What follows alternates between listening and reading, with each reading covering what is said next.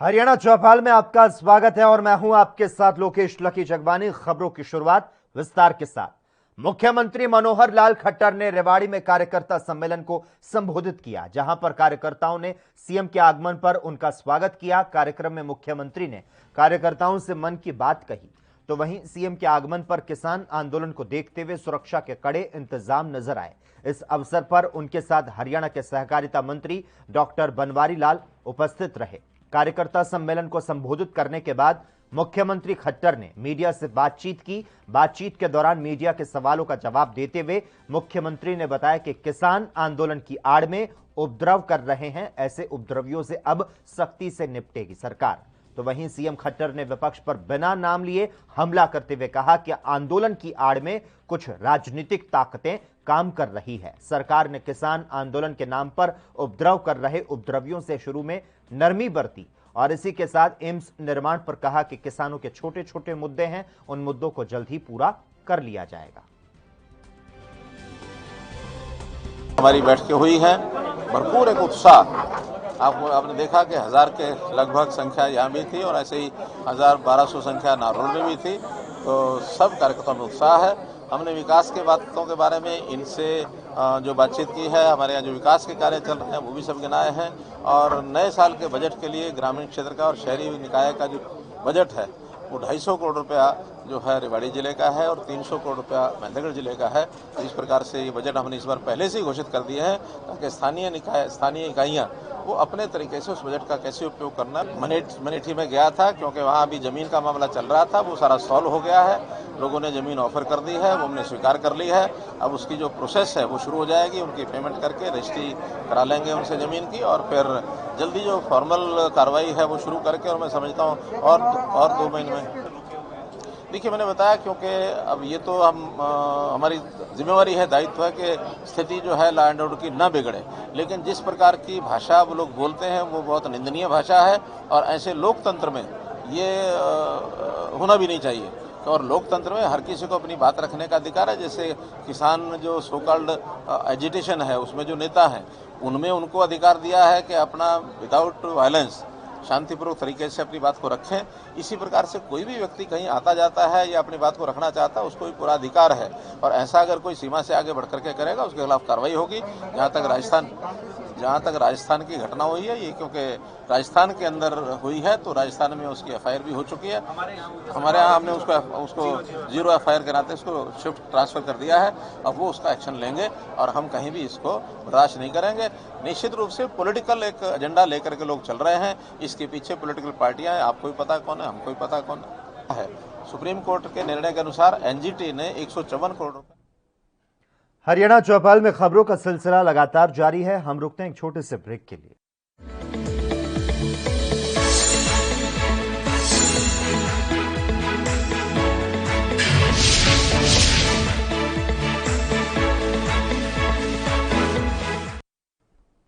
Break के बाद एक बार फिर से आपका स्वागत है।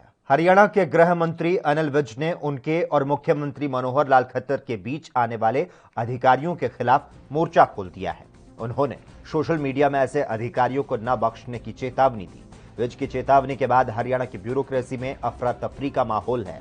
मंत्री और विधायक इस मामले में कुछ भी बोलने से बचते नजर आए, जबकि अंदर खाने अफसरशाही से तंग विधायक और मंत्री इस कदम को सही ठहरा रहे हैं। अधिकारियों की मनमानी पर अंकुश लगाने के लिए विज की ओर से फेंका गया ये पासा सत्ता के गलियारे में चर्चा का विषय है। विज ने बुधवार सुबह यह संदेश वायरल कर दिया, जिसमें कहा गया कि कुछ अधिकारी मुख्यमंत्री को खुश करने के लिए मेरे विभागीय कार्य में बाधा डाल रहे हैं। उनके दिमाग में यह फितूर भरा है कि मैं और मुख्यमंत्री एक दूसरे के खिलाफ हैं। ऐसे अधिकारियों को बहुत बड़ी गलतफहमी है, जबकि मैं और माननीय मुख्यमंत्री अच्छे मित्र हैं। जो अधिकारी ये गंदा खेल खेल रहे हैं उन्हें इसका खामियाजा भुगतना पड़ेगा।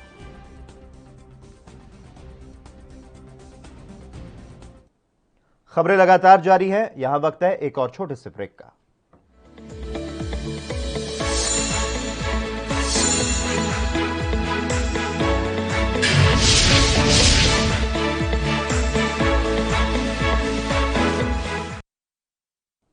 ब्रेक के बाद एक बार फिर से आपका स्वागत है।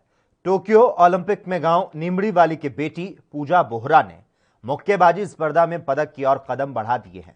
पूजा ने बुधवार को हुए 75 किलोग्राम भार वर्ग के मैच में अल्जीरिया की इचराक चाइब को 5-0 से हराया। अगले मैच में जीतते ही वो अपना पदक पक्का कर लेंगी। पूजा को इस मुकाम पर पहुंचने से पहले अदम्य साहस, कड़ी मेहनत और परिजनों को राजी करने जैसे कठिन दौर से गुजरना पड़ा था। देशवासियों को पूजा के जज्बे और जुनून पर पूरा यकीन है। सभी को विश्वास है कि वो स्वर्ण पदक लेकर भारत लौटेगी। 75 किलो भार वर्ग की बॉक्सर पूजा बोहरा के कोच संजय श्योराण ने बताया कि पूजा आदर्श महिला महाविद्यालय में पढ़ती थी। उनकी पत्नी मुकेश रानी कॉलेज में लेक्चरर हैं। उसी दौरान उनका पूजा से संपर्क हुआ और उसकी प्रेरणा से पूजा ने बॉक्सिंग को शुरू कर दिया। शुरुआत में परिजनों का सहयोग न होने के कारण पूजा को काफी दिक्कतों का सामना करना पड़ा, जिसकी वजह से पूजा और साथ ही बीचों बीच में ये रहती थी। तो वहीं 2014 में एशियन गेम्स में कांस्य पदक जीतने के बाद परिजनों ने पूजा का साथ देना शुरू कर दिया और आज वो ओलंपिक में देश का प्रतिनिधित्व कर रही हैं।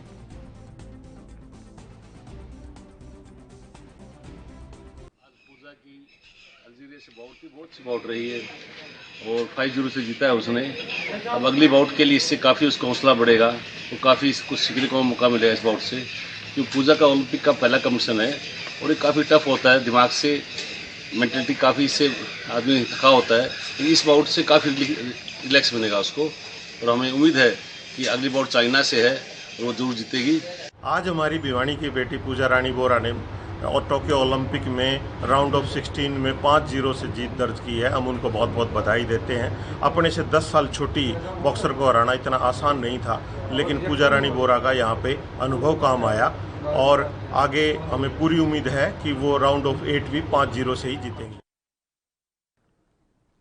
हरियाणा के राज्यपाल बंडारू दत्तात्रेय ने कहा कि सभी विभागों के अधिकारी सरकार की कल्याणकारी योजनाओं को हर जरूरतमंद व्यक्ति तक पहुंचाने के लिए पूरी जिम्मेवारी के साथ काम करें। उन्होंने अधिकारियों से अलग अलग मुलाकात में राज्य के विकास के कार्यक्रम की रूपरेखा के बारे में जानकारी देते हुए कहा कि राज्य में निर्माण संबंधित कार्यों में गुणवत्ता का विशेष ध्यान रखा जाए। उन्होंने प्रदेश में राजस्व बढ़ाने संबंधी संभावनाओं के साथ ही प्रदेश में सहकारी संस्थाओं को और ज्यादा सुदृढ़ करने पर विचार विमर्श किया, ताकि हर व्यक्ति किसी न किसी योजना के माध्यम से सहकारी संस्थाओं से जुड़े और लाभ पा सके।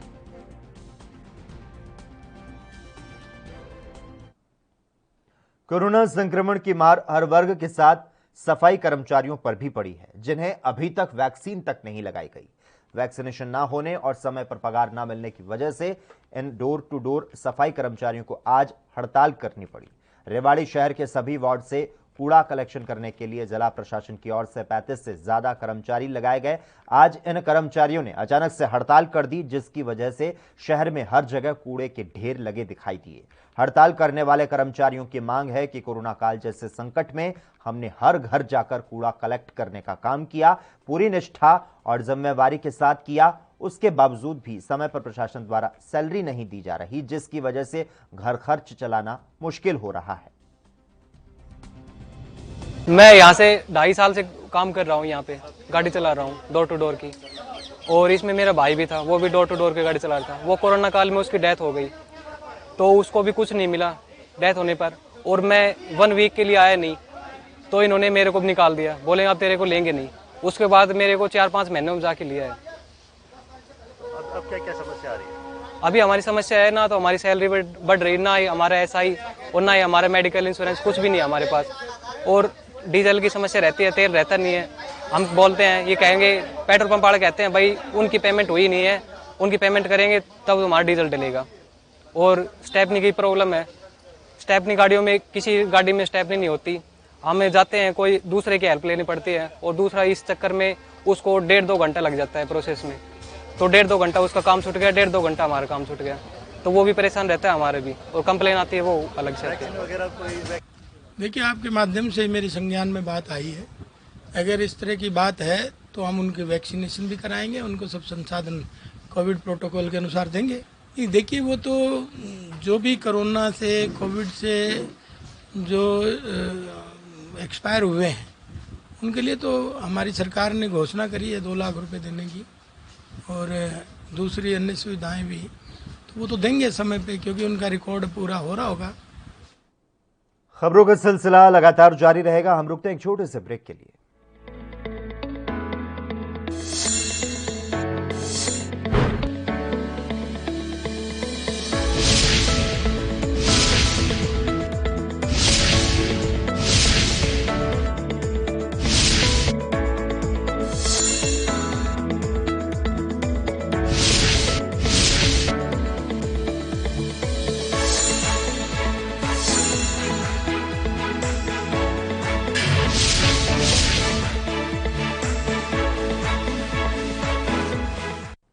ब्रेक के बाद एक बार फिर से आपका स्वागत है। हरियाणा विद्यालय शिक्षा बोर्ड ने 12वीं कक्षा के जिन विद्यार्थियों का परीक्षा परिणाम रोका, उनकी सूची बोर्ड की आधिकारिक वेबसाइट पर मौजूद है। इसमें 2696 परीक्षार्थियों का परीक्षा परिणाम विद्यालय से प्राप्त 10वीं कक्षा के अंक स्पष्ट न होने के कारण आरएलडी या फिर आरएलई दर्शाया गया है।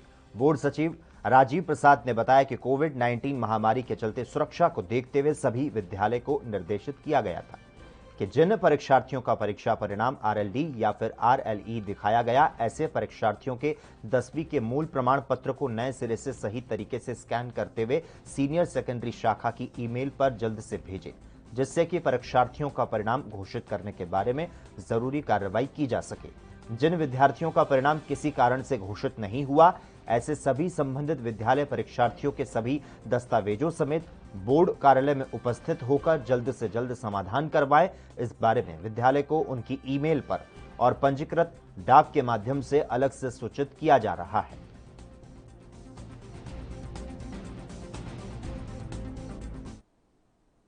हरियाणा के फरीदाबाद में पुलिस ने देह व्यापार के खिलाफ बड़ी कार्रवाई करते हुए एक होटल पर छापेमारी की।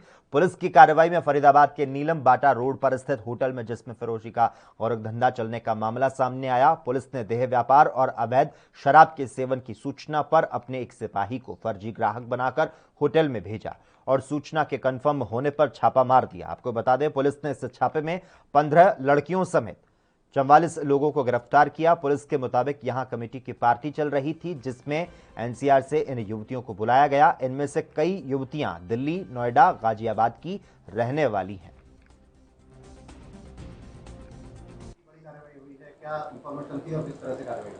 ये हमें करीबन रात 10 बजे के आसपास इंफॉर्मेशन मिली थी कि 30-40 युवक और युवतियां एक यहाँ पे अपने होटल है दी अर्बन करके, उसके अंदर विदाउट मतलब परमिशन के, और वहाँ पे कई सारे गैर कानूनी काम चल रहे हैं। तो उसी के आधार पे हम वहाँ पे जाके रेड की थी और उसी के आधार पे हमने पर्चा दर्ज किया है। कितने लोग टोटल गिरफ्तार हुए हैं? ये टोटल 15 लोग हैं, फीमेल हैं, और इसमें हैं अपने 29 मेल हैं। हाँ हाँ। क्या शिकायत में क्या लिखा है उसमें? जैसे डेकोर कस्टमर आपने बनाया था, क्या था? देखिए जी, हमें वैसे एक अपना हमारे हेड कांस्टेबल था मनोज, उसको भेजा था इन्फॉर्मेशन के आधार पे। वो गया है वहाँ, जाके उसने इनसे बात की है नीचे। तो 2 रूम्स थे वहाँ पे कुछ। हरियाणा चौपाल में खबरों का सिलसिला लगातार जारी है। यहां वक्त है छोटे से ब्रेक का।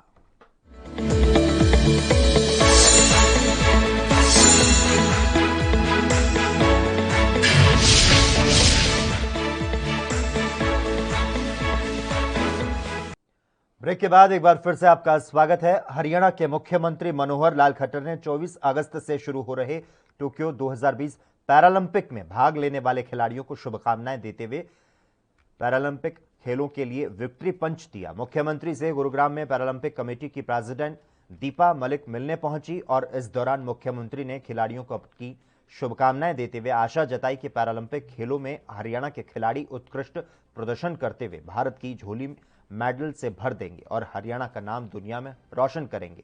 मुख्यमंत्री ने कहा कि टोक्यो ओलंपिक में हरियाणा प्रदेश के खिलाड़ी अच्छा प्रदर्शन कर रहे हैं। दीपा मलिक ने मुख्यमंत्री को विश्वास दिलाया कि पैरालंपिक खेल में खिलाड़ी देश को मेडल दिलाकर गौरवान्वित करेंगे। आपको बता दें, पैरालंपिक खेल आगामी 24 अगस्त से 5 सितंबर तक टोक्यो में आयोजित होने जा रहे हैं, जिसमें हरियाणा के 18 खिलाड़ी भाग लेंगे।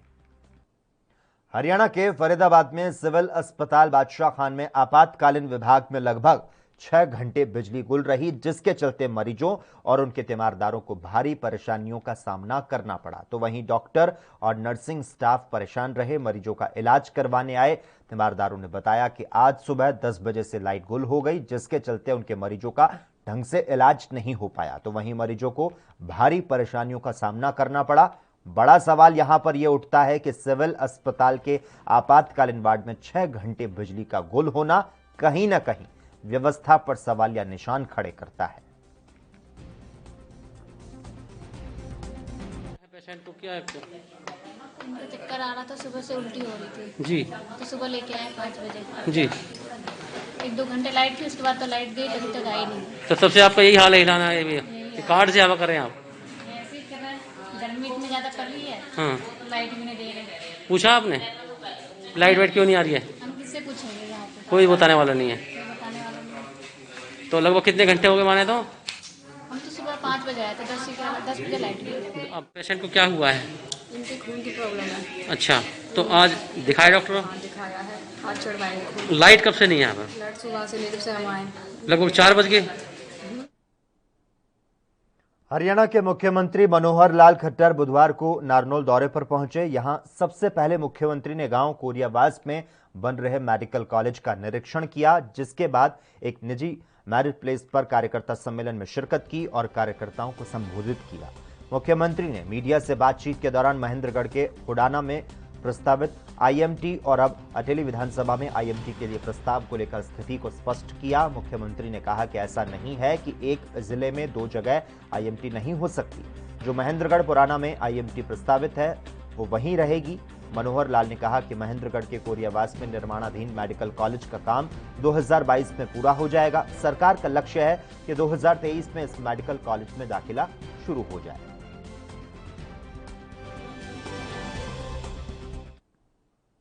हरियाणा के अंबाला में पिछले कई घंटे से हो रही बारिश के कारण कच्चे मकानों के गिरने का खतरा मंडरा रहा है। तो वहीं झमाझम हो रही बारिश में एक होटल स्थित एक मकान के छत गिरने से परिवार बाल बाल बच गया। तो वहीं परिवार इस बात का शुक्रिया अदा कर रहा है कि छत गिरने के कुछ पल पहले उसके बच्चे और पत्नी उठकर बाहर आ गए, नहीं तो हादसा बड़ा हो सकता था।